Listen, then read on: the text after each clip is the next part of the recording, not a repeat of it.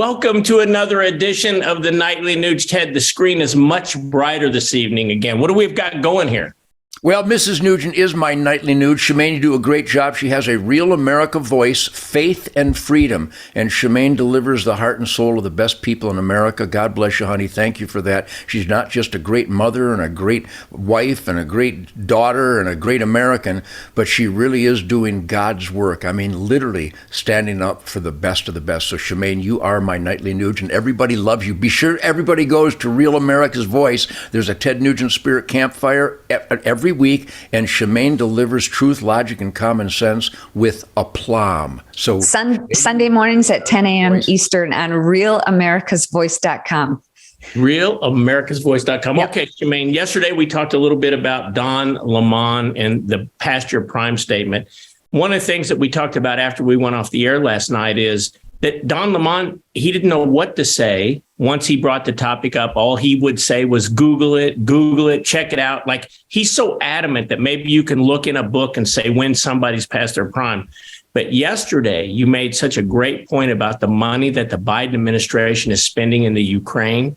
And you know, I was very pleased to hear that President Biden came out and gave a speech that said, hey, finally, we're going to start funding American pensions.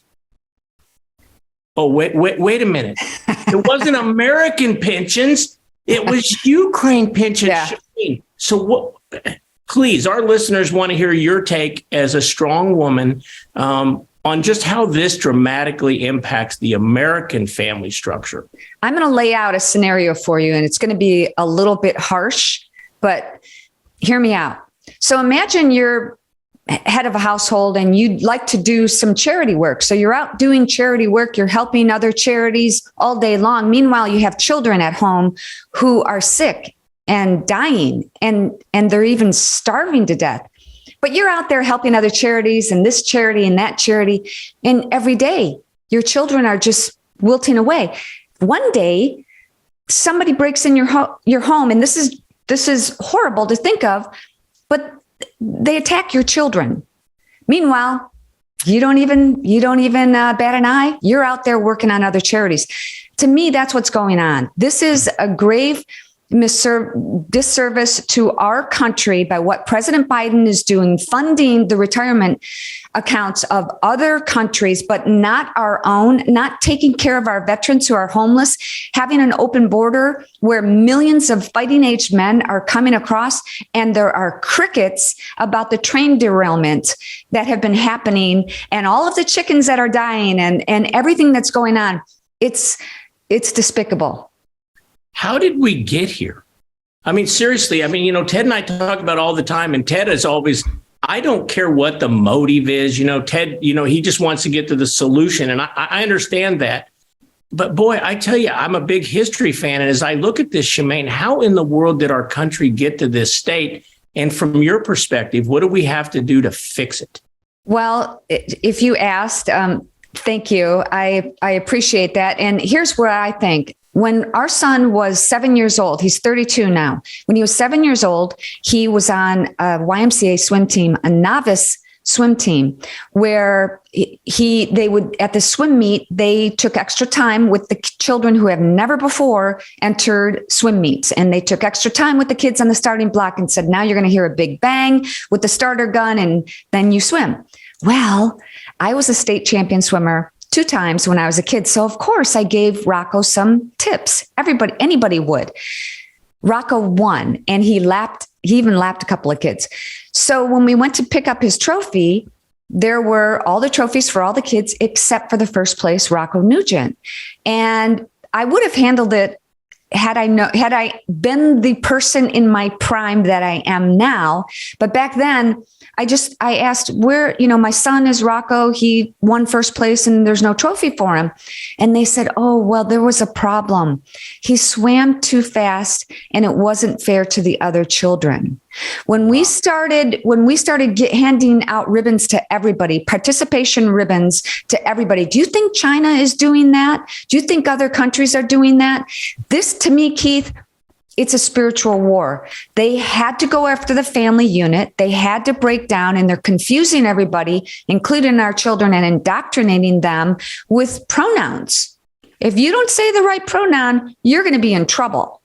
And it's really sad, but to me, that's what has happened in this world. If I may, I've always emphasized the intentional and orchestrated maniacal dumbing down of America. And Shemane just hit a manifestation of a cultural deprivation that is runaway and widespread, ubiquitous across this country, except in the good families that are now fighting back against school boards and against athletics that allow grown men to destroy women's athletic records.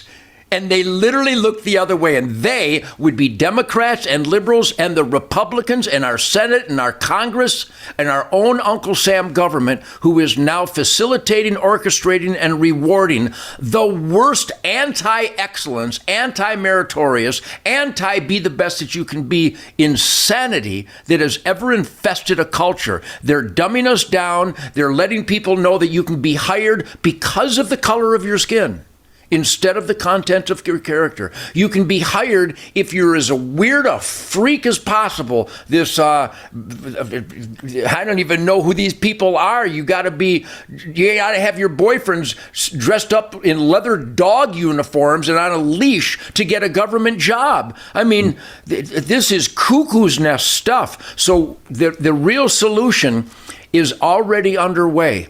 We're now starting to demand school boards stick to teaching, stick to reading, writing, arithmetic, real honest history, not manipulated, changed history, not comfortable history, real history. We're seeing a revolt where we, the people, start acting like participants in a sacred self-government. So yes, the indicators are horrific, and we need to fight back, but I'm seeing increasing fight back. And here's the bottom line. My name is Ted Nugent. I'm a radical. I'm an extremist because I experiment in self-government. People are starting to realize that the accusations against me were what everybody should have been. Suspicious of all authority, demand accountability, what Shemane touched on. The gazillions of our hard-earned tax dollars are being torched with enemy rewards, with military equipment rewards for the Taliban, with this comedian, gay rights, transgender drag queen president of Ukraine, Zelensky, coming over and begging for our hard-earned tax dollars to cover up the child molestation, sex trafficking, and money laundering of the Joe Biden gangster family. Somebody write that down and take it and shove it up the ass of your Republican representatives, and maybe they'll get something done. It's overdue, and enough is enough. If we don't raise our healthy voice of we the people demanding constitutional accountability, we are getting exactly what we asked for, like a bunch of spineless little wimps, and the game must change. People, put pressure on your elected employees and tell them you see what they're doing, and they damn well better cut it out. Wow. Powerful stuff from you guys. Tomorrow night, Shemane, and again, it's almost like you're reading my mind. I want to talk about faith and family. You talked about how they've destroyed the family unit. That's definitely top priority. I want to get a little more of your take on that as we talk about the importance of faith and maybe how we turn all this around. You join us again tomorrow night, Shemane? I would love to. Thank you. See you tomorrow night, guys, for another edition of the Nightly Nuge.